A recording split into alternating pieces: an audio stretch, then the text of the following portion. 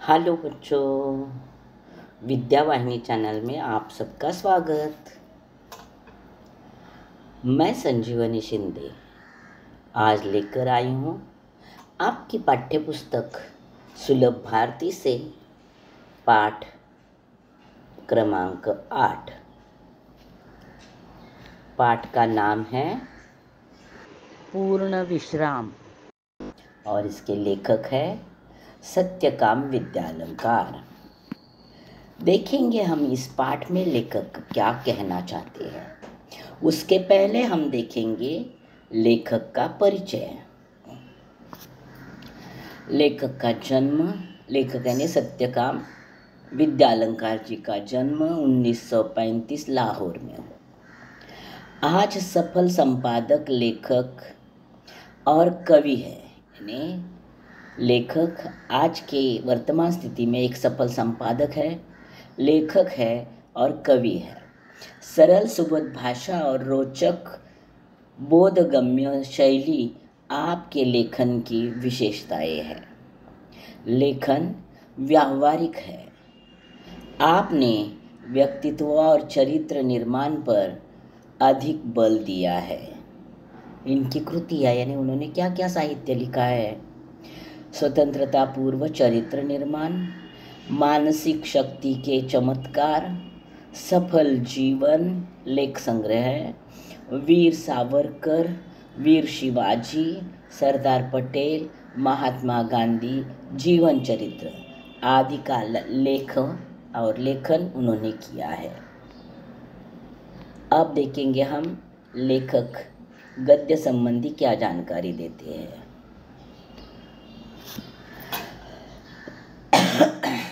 प्रस्तुत हास्यव्यंग कहानी के माध्यम से कहानीकार ने यह समझाने का प्रयास किया है कि आप आपाधापी में विश्राम के पल मुश्किल से ही मिलते हैं। जब कभी ऐसे अवसर मिलते हैं तो घरेलू उलझनों के कारण हम उन पलों का आनंद नहीं उठा पाते।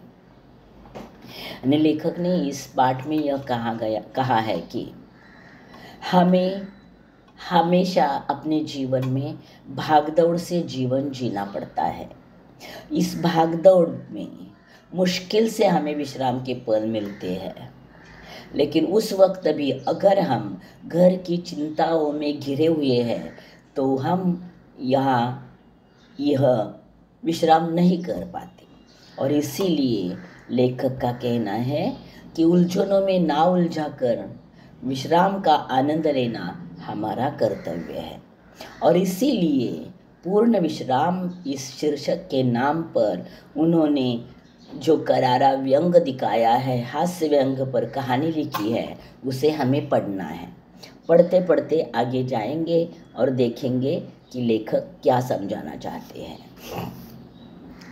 डॉक्टर ने बाह पर काला कपड़ा लपेटा और रबड़ की थैली से हवा फूंक कर नाड़ी की गति देखी। फिर बोला, कुछ सीरियस नहीं है, दफ्तर से छुट्टी लेकर बाहर हो आइए।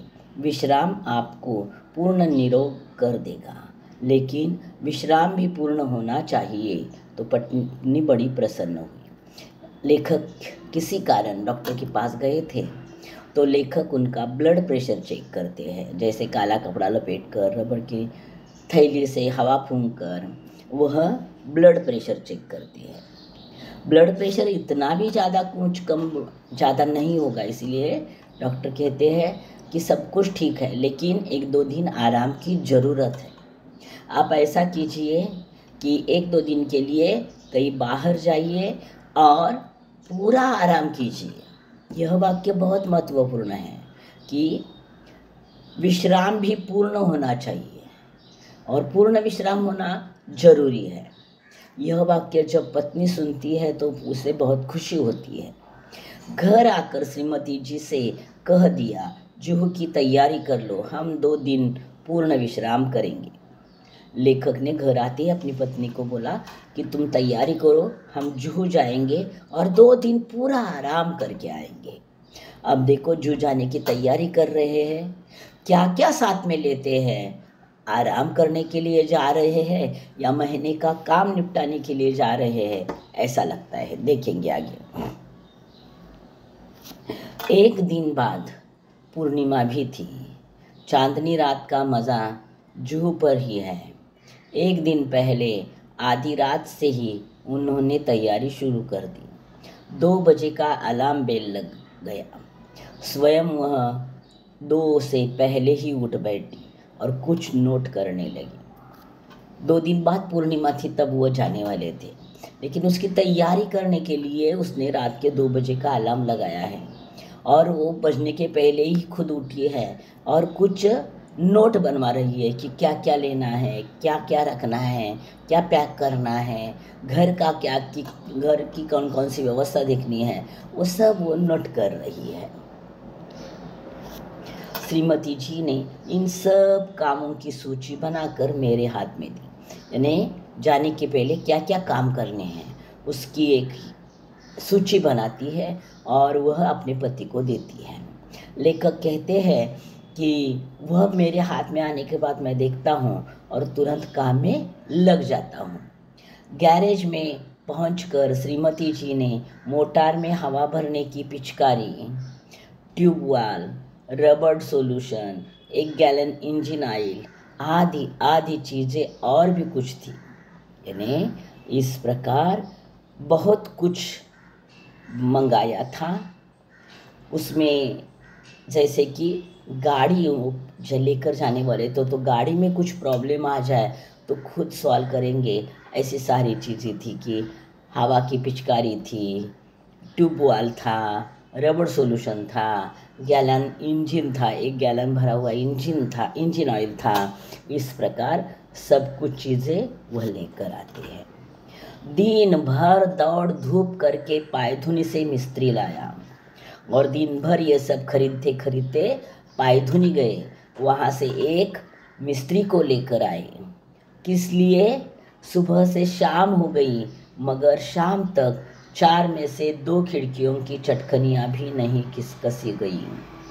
वह मिस्त्री सुबह से शाम तक काम करता रहा। उनके घर में 4 खिड़कियाँ थी, 2 खिड़कियों की चटकनी भी ठीक से नहीं हुई। मोटार के लिए जरूरी सामान लाते लाते रात तक दिल की धड़कन दुगनी हो गई थी। फिर उस मिस्त्री का काम होने के बाद फिर लेखक बाहर निकले और बाहर जाकर उन्होंने मोटार को लगने वाला सामान लाया और वो लाते लाते उनके दिल की धड़कन दुगनी हो गई। देखो बच्चों, डॉक्टर ने कहा था पूर्ण आराम करने के लिए जाना है। यहाँ पूर्ण आराम कैसे हुआ? कुछ भी नहीं हुआ। तो देखो, सामान लाते लाते रात की देर तक रात हो गई और दिल की धड़कन दुगनी हो गई। कम करने के लिए आराम कहा था, लेकिन आराम की तैयारी में दिल की धड़कन दुगनी हो गई। रात को सोने लगे तो श्रीमती जी ने आश्वासन देते हुए कहा, कल जुहू पर दिन भर विश्राम कर लेंगे तो थकावट दूर हो जाएगी। जब वह बोलते होंगे, लेखक ने बोला होगा कि मेरी बहुत भागदौड़ हो गई, मेरी धड़कन बढ़ी है, तो वो कहती है कि चिंता मत करो। आश्वासन देती है कल जू पर जाएंगे तो पूरा दिन आप आराम करोगे तो आपके दिल की धड़कन नॉर्मल हो जाएगी, थकावट दूर हो जाएगी। श्रीमती जी ने अपने कर कमलों से घड़ी की घुंडी घुमाकर अलार्म लगा दिया और सोने के पहले फिर वह अलार्म लगा देती है। और अलार्म लगाने के बाद लेखक सो जाते हैं, लेकिन वह खुद सोती नहीं है। वह खुद बाहर जाती है और क्या करती है, मोटार का पूरा मुआयना करके यह तसल्ली कर ली कि सूची में लिखा सब सामान आ गया है या नहीं। यानी जो सामान बोला था वह देखने के लिए चली जाती है। वह सब बाहर निकालती है, सूची हाथ में लेती है और एक एक सामान, सब सामान आए हैं या नहीं यह देख लेती है। यह देखने के बाद उसे थोड़ा तसल्ली लगता है कि सूची में लिखा सब सामान आ गया या नहीं। सुबह 5 बजते ही अलार्म ने शोर मचाया और उसके बाद वो सोई होगी और 5 बजते ही आलम ने अपना शोर मचाना शुरू कर दिया। रोशनी होते न होते यज्जु की तैयारी चरम सीमा पर पहुंच गई। यानी 5 बजे उठे हैं, फिर कुछ बचा हुआ इधर का उधर का ले रहे रख रहे, उतने में सुबह होने लगी, प्रकाश फैलने लगा।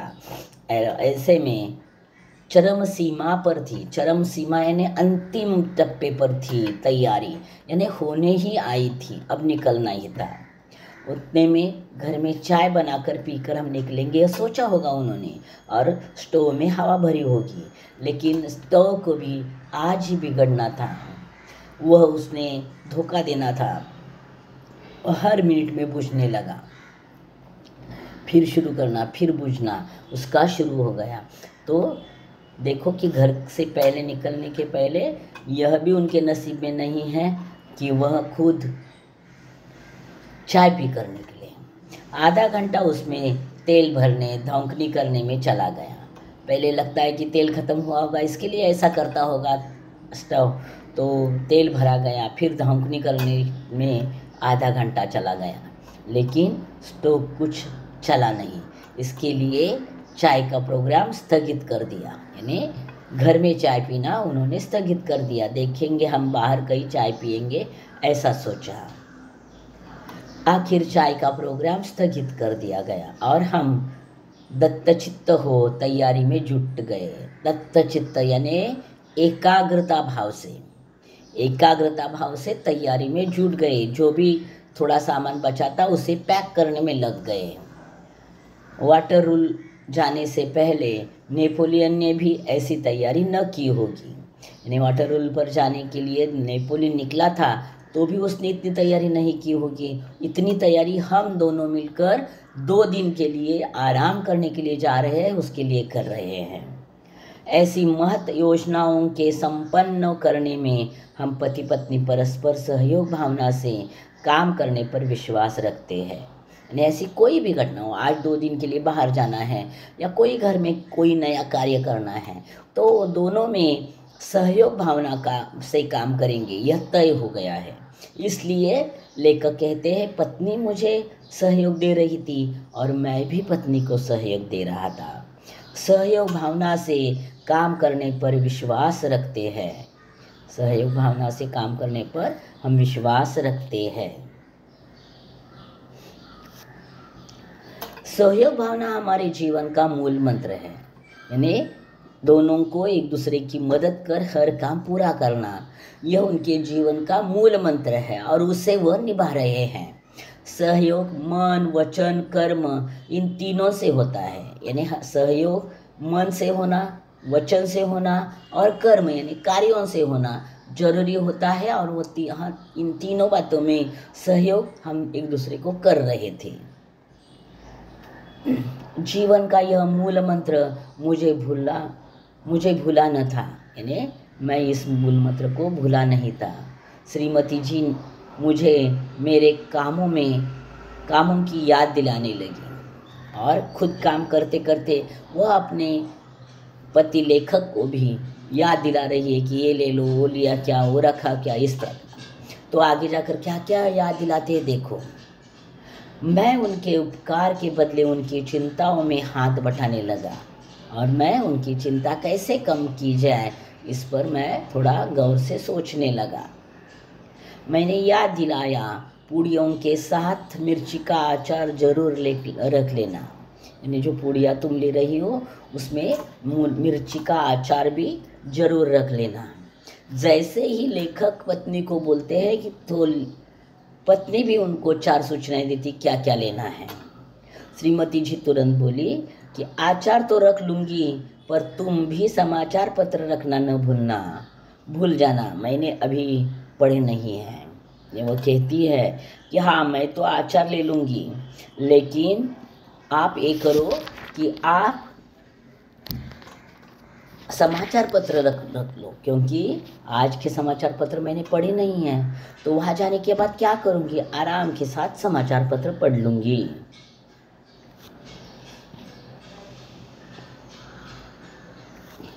मैं बोला वह तो मैं रख लूँगा, लेकिन तुम वह गुलबंद न भूल जाना जो हम पिछले साल कश्मीर से लाए थे।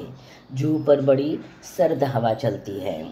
तो लेखक कहते हैं, हाँ मैं समाचार पत्र रखता हूँ, लेकिन तुम गुलबंद लेना मत भूलो। गुलबंद जो ऊन से बना हुआ होता है और कान और सिर पर लपेटा जाता है, ठंड में एक पट्टी जैसा होता है, उसे मफलर कहते हैं। वही गुलबंद गुलबंद जो उन्होंने कश्मीर से लाया था वह ले लो, क्योंकि जूह पर बड़ी सर्द हवा बहती है, ठंडी हवा बहती है।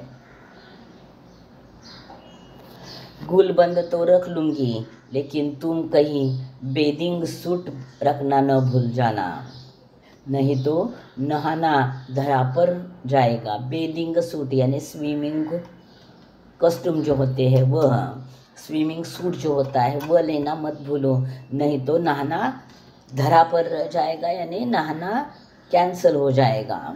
और तुम कहीं रबर कैप भूल न गई तो गजब हो जाएगा। रबर कैप जो नहाने के समय में उपयोग में आती है वह भी लेना, नहीं तो गजब हो जाएगा, यानी संकट आ जाएगा। वह तो रख लूँगी, लेकिन कुछ नोट पेपर लिफाफे भी रख लेना, और देखो राइटिंग पैड भी न भूल जाना। देखो कितने दिन के लिए जा रहे हैं और आराम के लिए जा रहे हैं, क्या क्या जमा कर रहे हैं। वो कहती है कि हाँ मैं रबर कैप लेती हूँ, लेकिन आप देखो क्या क्या करो, नोट पेपर ले लो, लिफाफे ले लो, और राइटिंग पैड भी भूलना नहीं, राइटिंग पैड भी ले लो। वो किस लिए सब वो आगे बता रही है। राइटिंग पैड क्या करोगी, लेकर पूछ रहे हैं, वहाँ हम जा रहे हैं आराम के लिए, तुम राइटिंग पैड का क्या करोगी। तो वो क्या कहती है, कई दिन से माँ की चिट्ठी आई पड़ी है, जूह पर खाली बैठे तो जवाब भी दे दूँगी, यूँ तो वक्त भी नहीं मिलता, यानी यहाँ मुझे वक्त ही नहीं मिलता है। माँ की चिट्ठी आई है, उनको जवाब देना है, वहाँ मैं खाली बैठूँगी तो जवाब लिखूँगी और अपना यहाँ का समय बचा लूँगी। और ज़रा वे चिट्ठियाँ भी रख लेना जिनके जवाब देने हैं, चिट्ठियाँ ही रह गई तो जवाब किसके दोगे। यानी आगे जाकर यह कहते हैं एक दूसरे को कि जो चिट्ठियाँ घर में पड़ी है, जिनके वो जवाब हमें नहीं दिए हैं, वो चिट्ठियाँ भी साथ में ले लेंगे, तो वो फिर एक बार पढ़कर उनके जवाब हम दे सकते हैं। अगर चिट्ठियाँ नहीं है तो हम कहाँ से जवाब देंगे, कैसे जवाब देंगे। और सुनो, बिजली के बिल और बीमा के नोटिस आ पड़े हैं, उनको भी भुगतान करना है, उन्हें भी साथ में ले लेना। आगे जाकर यह कहा जाता है कि बिजली का बिल और बीमा की नोटिस आकर पड़ी है, वह भी साथ में लेना, उसका भी भुगतान करेंगे, इन्हें ऑनलाइन भरते होंगे तो वहाँ जाकर वह काम हम निपटा लेंगे। तो कितने काम साथ में लेकर आराम करने के लिए जा रहे हैं। उस दिन तुम धूप का चश्मा भूल गए तो सर का दर्द चढ़ गया था, इसलिए कहती हूँ छतरी भी रख लेना। यानी धूप का चश्मा न पहनने के कारण कभी सिर दर्द हुआ था, अब ऐसा न हो इसके लिए साथ में छाता रखना जरूरी है। अच्छा बाबा रख लूँगा, और देखो धूप से बचने की क्रीम भी रख लेना, शाम तक छाले न पड़ जाए, वहाँ बहुत करारी धूप पड़ती है। लेखक यह भी कहते हैं कि धूप से बचने की जो क्रीम है वह भी ले लेना, यानी सनस्क्रीन जो होती है वह। शाम तक वहाँ बहुत कड़ी धूप होती है तो शाम तक छाले पड़ जाएंगे। श्रीमती जी कहती तो जा रही थी कि रख लूँगी, लेकिन ढूंढ रही थी नेल कटर। वो कोई चीज़ ढूंढ रही थी और जो भी लेखक बता रहे थे ये ले लो वो ले लो, हाँ करती, हाँ मैं रखती हूँ, हाँ मैं लेती हूँ, इस प्रकार का जवाब दे रही है, लेकिन ढूंढ रही है नेल कटर। अब वहाँ जाकर वो नेल कट करने वाली है। कैंची, ब्रश और सब तो मिल गया था, लेकिन नेल कटर नहीं मिल रहा था, इसलिए बहुत घबराई हुई थी। उन्होंने कैंची ली थी, ब्रश लिया था, सब कुछ ले लिया था, लेकिन अब नेल कटर नहीं मिला था, इसके लिए वह घबरा रही थी। मैंने कहा जाने दो नेल कटर, बाकी सब चीज़ें तो रख लो। तो लेखक कहते हैं कि नेल कटर के पीछे पड़कर बाकी सब चीज़ें भूल जाओगी, एक नेल कटर नहीं मिल रहा है तो रहने दो, बाकी सी चीज़ें तो रख लो, इधर मैं अपने लिए नया अखबार और कुछ ऐसी किताबें थैले में भर रहा था जो बहुत दिनों से समालोचन के लिए आई थी। समालोचन यानी गुण और दोष का लेखा जोखा करना। वो पुस्तक कैसे लगी, उसमें क्या अच्छाइयाँ है, क्या बुराइयाँ हैं, वह सविस्तर रूप से बताना यानी समालोचन करना। लेखक को ऐसी कई लेखकों की पुस्तकें आई थी समालोचन के लिए। वो समालोचन करना है तो पुस्तक को पूरा पढ़ना पड़ता है और बाद में बताना पड़ता है कि इसमें कमियाँ क्या है, अच्छाइयाँ क्या हैं। तो ऐसी किताबें पढ़ना बाकी था, वह भी लेखक भर देते हैं। कहाँ का भी आराम करेंगे वो पता नहीं है। वह पुस्तकें भी एक थैली में भर रहे थे। सोचता था कि फुर्सत से समालोचन कर लूँगा। आखिर 3-4 थैले में झोंक ली। यानी वो कहते हैं कि वहाँ जाकर बैठकर आराम से इन किताबों का समालोचन करूँगा। और ऐसे सोचते सोचते उन्होंने थैली में 3-4 पुस्तकें झोंक ली। कई दिनों से कविता करने की भी धुन सवार हुई थी। उनकी कई कर्तनें इधर उधर बिखरी पड़ी थी। उन्हें भी जमा लिया। सोचा काव्य प्रेरणा के लिए जुहू से अच्छी जगह और कौन सी मिलेगी। और कविता करने की इच्छा लेखक को बहुत दिनों से थी, लेकिन उन्होंने कविता लिखी नहीं थी। तो उनको लगता है कि थोड़े पेन, थोड़ा पेपर ले लूँगा तो जूह चौपाटी पर बैठकर अच्छे से मैं एक कविता लिख लूँगा। इतना अच्छा मौका कहाँ से मिलेगा मुझे। आखिर कई अटैची, कई थैले, कई झोले भरकर हम जूह पहुँचे। और ऐसे करते करते लेखक कहते हैं कि कई अटैची यानी भर कर, कई थैले, कई झोले भर कर हम जूह में पहुँच गए। कितने दिन के लिए? सिर्फ 2 दिन के लिए। 5-7 मिनट तो हम स्वप्न लोक में विचरते रहे। वहाँ जूह चौपाटी पर वो जो जूह में उतरे हैं, सामान वामान उन्होंने रखा होगा। 5-7 मिनट वह स्वप्न लोक में है, यानी जैसे स्वप्न लोक में आए हैं ऐसे उनको लगता है, लेकिन सिर्फ 5-7 मिनट। उसके बाद क्या होता है देखो। हम समुद्र में नहाने को चल पड़े।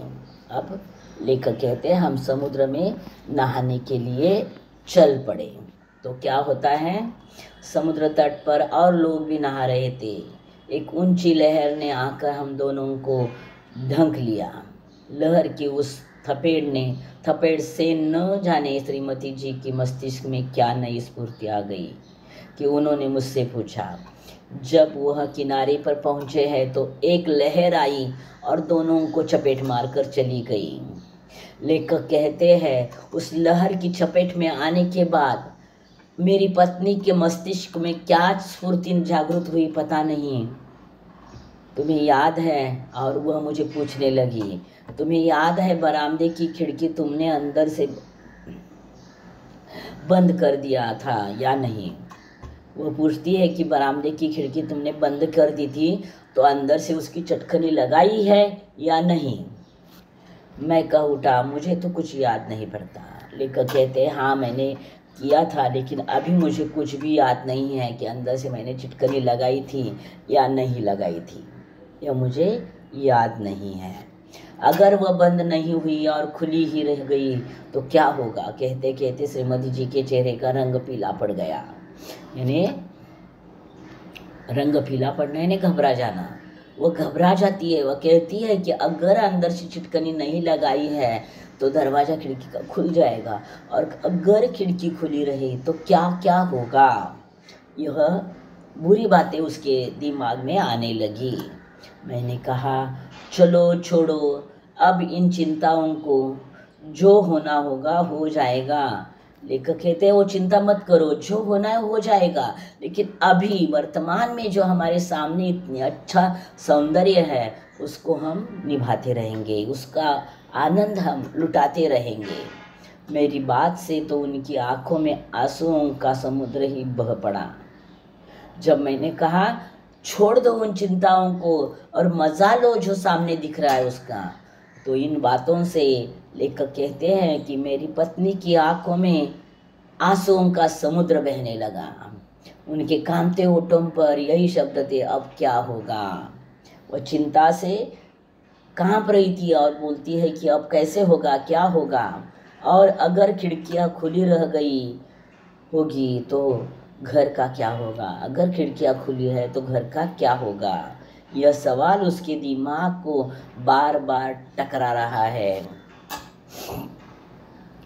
यह सोच उनकी अधीरता और भी ज़्यादा होती जा रही थी। उनकी अधीरता, उनका दुख, उनका डर बहुत बढ़ रहा था। जिस धड़कन का इलाज करने को जू पर आया था वह 10 गुना बढ़ गई थी, और दिल की धड़कन कम करने के लिए, आराम करने के लिए वह आए थे। और इन चिंताओं में घिरे होने के कारण लेखक कहते हैं कि मैं आराम के लिए, दिल की धड़कन को कंट्रोल में लाने के लिए आया था, लेकिन जब मैंने यह सब देखा तो मेरे दिल की धड़कन 10 गुना बढ़ गई। यानी फायदा क्या हुआ, मैंने तेजी से मोटार चलाई। और लेखक कहते हैं फिर हम समुद्र से बाहर निकले। वह जहाँ रहे थे वहाँ आए होंगे, उन्होंने कपड़े चेंज किए होंगे और मोटार में बैठ गए, और मोटार को तेजी से चलाकर वह वापस आ जाते हैं। मोटर का इंजन धक धक कर रहा था, लेकिन मेरा दिल उससे भी ज़्यादा तेज रफ्तार से धड़क रहा था। मोटर तेजी से चलाने के कारण उसका इंजन धक धक कर रहा था, लेकिन लेखक कहते हैं उससे भी ज़्यादा गुना मेरा हृदय धक धक कर रहा था। जिस रफ्तार से हम आए थे दूनी रफ्तार से वापस आए। जिस रफ्तार से हम गए थे उससे दुगने गति से हम वापस आए और घर पर पहुंचे। घर खोला, अंदर जाकर देखा, खिड़की की चटखनी बदस्तूर लगी थी, सब कुछ ठीक ठाक था। यानी वो कहते हैं कि चटखनी लगी हुई थी और सब कुछ ठीक ठाक था, नहीं आते तो भी कुछ नहीं बिगड़ता। लेकिन 2 दिन का आराम भी नहीं हुआ और सिर्फ इतना सामान भरना और निकालना वही काम हो गया। इसमें दिल की धड़कन बढ़ गई। मैंने ही वह लगाई थी, लेकिन लगा कर यह भूल गया था लगाई या नहीं। और इसका नतीजा यह हुआ कि पहले तो मेरे दिल की धड़कन बढ़ गई थी, अब श्रीमती जी के दिल की धड़कन भी बढ़ गई। लेखक कहते हैं कि मैंने चिटकनी खुद लगाई थी, लेकिन लगाने के बाद भूल गया था यह लगाई या नहीं। और ये भूलने के कारण मेरी दिल की धड़कन तो बढ़ गई, वो तो पहले भी बढ़ी थी। डॉक्टर ने कहा था कि उसको कम करने के लिए आराम करो, लेकिन अब जो पत्नी की दिल की धड़कन नॉर्मल थी उसकी भी दिल की धड़कन बढ़ गई। अब श्रीमती जी के दिल की धड़कन भी बढ़ गई। मुझे याद आ रहे थे पूर्ण विश्राम और पूर्ण निरोग। साथ ही यह विश्वास भी पक्का हो गया कि जिस शब्द के साथ पूर्ण लग जाता है वह पूर्ण भयावह होता है। लेखक कहते हैं सिर्फ विश्राम कहते तो हम बहुत कुछ पा लेते, लेकिन पूर्ण विश्राम करते करते पूर्ण शब्द लगने के कारण वह भयावह हो जाता है। वह विश्राम कहीं भी मिलता नहीं है। तो बच्चों देखो, इस पाठ में लेखक ने हास्य व्यंग पर बताते गए हैं कि विश्राम करना यानी क्या होता है, और पूर्ण विश्राम करने के लिए जो निकले थे वो क्या क्या लेकर निकले थे, और वहाँ कुछ भी बिना किए 10 गुना जो है अपने दिल की धड़कन बढ़ाकर वापस आए हैं। यहाँ ये पाठ खत्म होता है बच्चों। अब हम देखेंगे लेखन कार्य। लेखन कार्य में सबसे पहले पाठ के शब्दार्थ। धौंकनी करना, हवा भरना। झल्लाना, बहुत बिगड़ जाना, झल्लाना या झुंझलाना। मुहावरे। आँखों से ओझल होना, गायब हो जाना।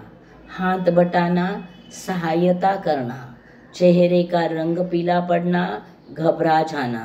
धुन सवार होना, लगन होना। इन मुहावरों का अर्थ मैं देती हूँ। धुन सवार होना, लगन होना। रमेश को आईएएस ऑफिसर बनने की धुन सवार हो गई थी। पाठ्यपुस्तक के अतिरिक्त शब्दार्थ। चटकनी कुंडी, तसल्ली, सांत्वना, दिलासा। धौंकनी, हवा भरना।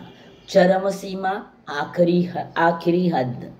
गुलबंद, गले में लपटने वाली ऊन की पट्टी। समालोचन, गुण दोष का विवेचन। दस्तूर, नियम पूर्वक पहले जैसी। नतीजा, परिणाम। पर्यटन के लिए जाने का स्थान निश्चित करना। अरे हाँ, देखो हमें क्या क्या पूछा गया है। आप देखेंगे कि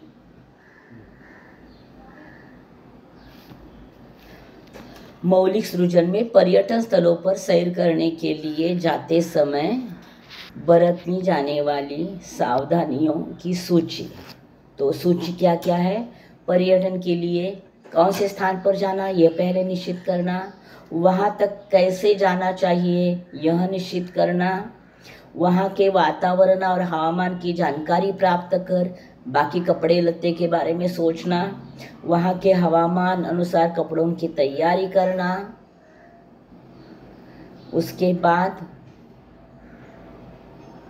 वहाँ के नियमानुसार क्या ले जा सकते हैं, क्या नहीं ले जा सकते हैं, यह देखना। क्या क्या ज़रूरत की चीज़ें ले जाना है, उसकी सूची तैयार करना। अपने साथ थोड़ी प्राथमिक दवाइयाँ लेना। खाने पीने की चीज़ों के बारे में सोचना। इस प्रकार हमें तैयारी करनी पड़ती है। अब हम देखेंगे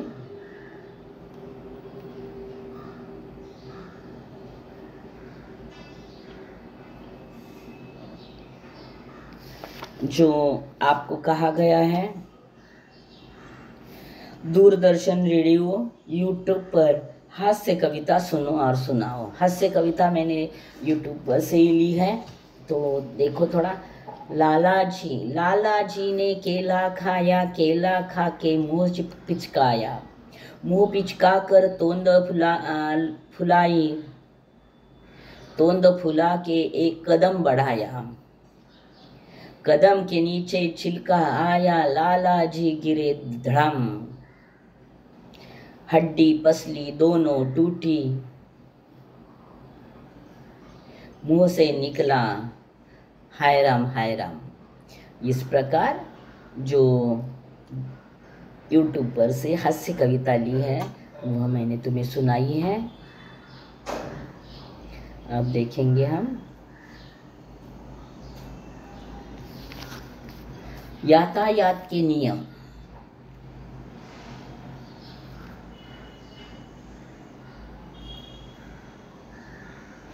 लेखनीय में है, सड़क सुरक्षा सप्ताह के अवसर पर यातायात के नियमों के बैनर्स बनाकर विद्यालय की दीवारों पर लगाओ। तो यहाँ मैंने यातायात के नियम आपको बता दिए हैं। जिसका प्रश्न यहाँ है, यह जो लेखनीय है पेज नंबर 21 पर है। शराब पीकर गाड़ी न चलाए। हमेशा वैध कार इंश्योरेंस पॉलिसी खरीदनी चाहिए। कार चलाते समय अपनी सीट बेल्ट पहनना जरूरी है। बिना हेलमेट टू व्हीलर वाहन चलाना नहीं चाहिए। सवारी करते समय मोबाइल फोन का इस्तेमाल नहीं करना चाहिए। तय गति सीमा से तेज गाड़ी नहीं चलानी चाहिए। लाल बत्ती पर करना यानी सिग्नल तोड़ना नहीं चाहिए। नो एंट्री जोन में नियमों के पालन करना चाहिए। इन नियमों को हमें याद रखकर यातायात यानी अपनी गाड़ियाँ चलानी चाहिए। अगला प्रश्न है, संभाषणीय किसी दुकानदार और ग्राहक के बीच का संवाद प्रस्तुत करो। दुकानदार, नमस्ते, आइए आइए, आपकी क्या सेवा करूं? ग्राहक, मैं आपके यहाँ पेन और रजिस्टर बुक खरीदने आया हूँ। क्या अच्छी क्वालिटी के पेन और रजिस्टर बुक मिलेंगे? दुकानदार, क्यों नहीं, हमारी दुकान में अच्छे से अच्छे क्वालिटी से लेकर मध्यम क्वालिटी तक सभी प्रकार की चीज़ें मिलती है। देखो बच्चों, इस प्रकार का प्रश्न है, पेज नंबर 21 पर यह प्रश्न है। ग्राहक, अच्छे क्वालिटी के पेन और रजिस्टर दिखा। दुकानदार, यह देखो, ये 5 अच्छी क्वालिटी के पेन हैं, अच्छे चलेंगे, अच्छे लिखेंगे, हर एक की कीमत 50 रुपया है। और ये 2 प्रकार के रजिस्टर हैं, इसके कागज की प्रत एकदम अच्छी है, इसमें लिखावट बहुत अच्छी होती है, इसका भाव दर्जन को 250 की है। ग्राहक, आप पर भरोसा रख कर ले जाऊं ना, क्वालिटी एकदम अच्छी रहेगी ना? दुकानदार, हाँ हाँ बेशक लेकर जाइए, मुझ पर भरोसा रखिए। 2 पेन और 2 दर्जन रजिस्टर पैक कर दीजिए, धन्यवाद। इस प्रकार का संवाद लिखा है। मुहावरे है, आँखों से ओझल होना, गायब होना। उसका वाक्य है, राम की माँ देखते ही रह गई, राम बैठी हुई ट्रेन आँखों से ओझल हो गई। हाथ बटाना, सहायता करना। घर घर की बेटी अपनी माँ का घर के कामों में हाथ बटाती है। चेहरे का रंग पीला पड़ना, घबरा जाना। अचानक रास्ते में सांप देखने पर सीता का चेहरा पीला पड़ गया। अब देखेंगे पाठ का स्वाध्याय। पहला प्रश्न है, सूचना के अनुसार कृतियाँ करो। तो उसमें से पहला है, संजाल पूर्ण करो। गैरेज की सूची में लिखी हुई चीज़ें कौन सी थी? हवा भरने की पिचकारी, ट्यूबवेल, रबर सॉल्यूशन और 1 गैलन इंजन ऑयल। उसमें दूसरा है, प्रवाह तालिका पूर्ण करो। जुहू जाते वक्त साथ में ली गई वस्तुएं कौन कौन सी हैं? गैरेज का सामान, समाचार पत्र, गुलबंद, बेदिंग सूट, बिजली का बिल। देखो बच्चों, मैंने यहाँ बाकी सारा सामान लिखा है, इसमें से कोई भी 4 आपने लिखे तो उत्तर सही है, क्योंकि वो पहले पन्ने पर दिए हुए और ये सारी चीज़ें वो लेकर गए हैं। तो एक बार पढ़ेंगे, इसमें से और उसमें से मिलकर 4 आपको याद रखने हैं और लिखने हैं। राइटिंग पैड, छतरी, रबर कैप, नोट पेपर, लिफाफा,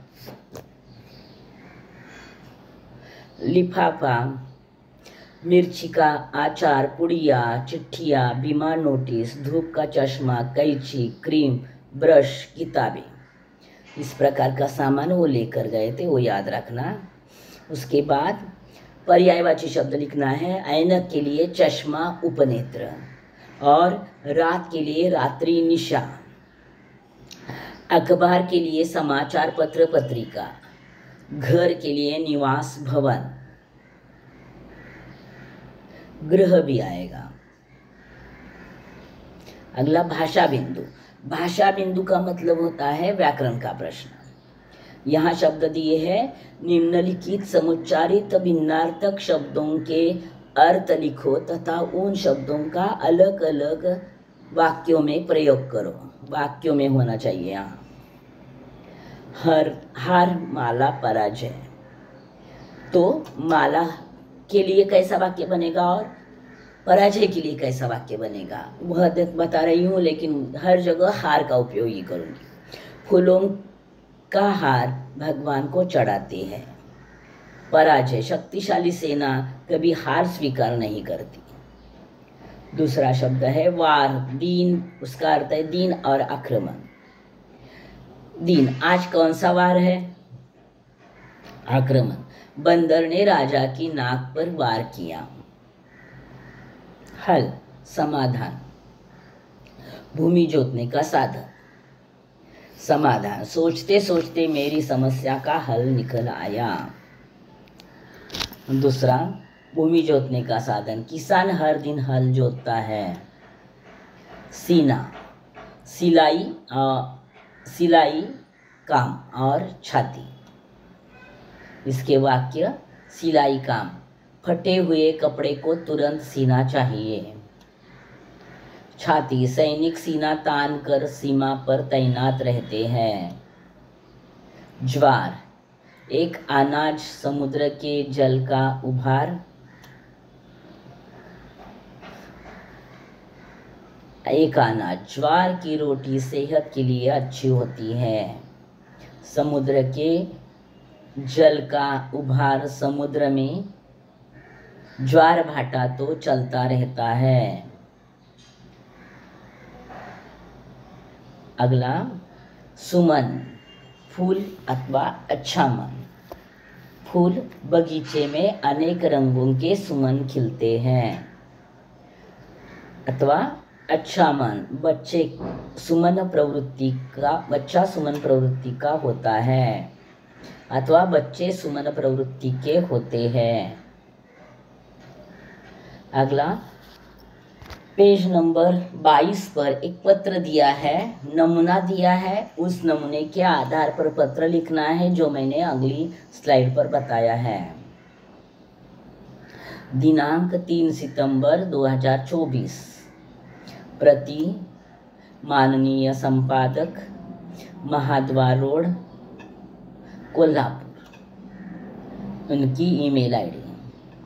उसके बाद विषय, साप्ताहिक पत्रिका अनियमित रूप से प्राप्त होने के विरोध में शिकायत पत्र। संदर्भ, वार्षिक किस्त पावती क्रमांक 908। इस नंबर की पावती पर हमने पूरे साल के पैसे भरे हैं, तो उनको यह दिखाना है, इसके लिए संदर्भ दिया। अब विषय की शुरुआत हो जाएगी। महोदय, मैं राकेश मोरे आपकी पत्रिका का वार्षिक सदस्य हूँ। पिछले 2 सालों से मैं यह पत्रिका मंगाता हूँ। आपकी पत्रिका हमेशा नियमित रूप से आती थी। पिछले 3 महीनों में 3 बार साप्ताहिक पत्रिका मुझे मिली नहीं। आप मेरी इस समस्या पर ध्यान देकर दोबारा ऐसी गलती ना हो, उस पर ध्यान दोगे। आशा करता हूँ कि मेरी समस्या हल हो जाएगी। धन्यवाद। भवदीय रमेश मोरे जो नाम होगा, रमेश मोरे, राजारामपुरी, कोल्हापुर, और उनकी ईमेल आईडी। आगे देखेंगे हम। यहाँ दिया है, प्राचीन काल से आज तक प्रचलित संदेश वहन के साधनों की सूची बनाना। संदेश वहन यानी संदेश भेजने के लिए कैसे भेजा जाता था, उसके बारे में जानकारी देनी है। तो प्राचीन काल से आज तक प्रचलित संदेश वहन के साधन कौन से हैं? कबूतर, डाक सेवा, टेलीफोन, मोबाइल, कंप्यूटर, इनसे हम एक दूसरे को संदेश भेजते हैं। अब आ गया मैंने समझा। देखो बच्चों, हर पाठ के साथ जो मैंने समझा होता है वह आपको लिखना पड़ता है। यह पाठ पढ़ने के बाद आपको क्या समझ में आया, अपने समाज में, अपने जीवन में क्या परिवर्तन करना है, अपने जीवन के लिए क्या सीख मिली, वह 2-4 वाक्यों में आपको लिखनी है। वह काम आप करोगे। यहाँ बच्चों, यह पाठ समाप्त होता है। इस पाठ को समझाकर पूरा लेखन कार्य मैंने दिया है, उसे अच्छे से ठीक ढंग से लिख कर रखो, तो आपकी पढ़ाई आसान हो जाएगी। इसके बाद यहाँ मैं यह पाठ पूरा करके रुकती हूँ और अगला पाठ, अगली कविता है अनमोल वाणी। अनमोल वाणी कविता लेकर जल्दी ही मैं वापस आऊँगी। तब तक इंतज़ार में रहना। धन्यवाद बच्चों।